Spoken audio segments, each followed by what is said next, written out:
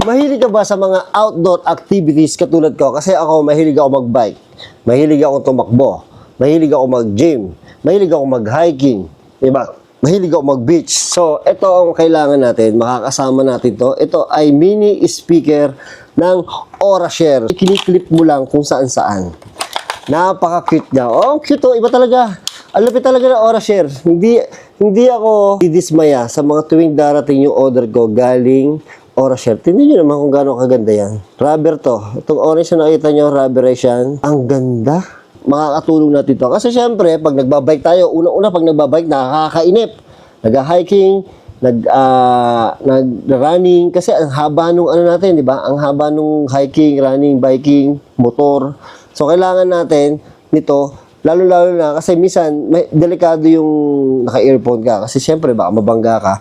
At kung may kasama ka, parehas kayo nakikinig kung ano pinapatugtog nyo. So, ito ay naikiklip lang kung saan-saan. Pwede mo siya i-clip dito sa ganito. Kung meron kang bag, pwede mo i-clip sa bag. Pwede mo i-clip sa short mo. O kahit saan mo gusto i-clip. I-clip mo sa bike mo, i-clip mo sa sapatos mo. Mayroong magnet. Waterproof na.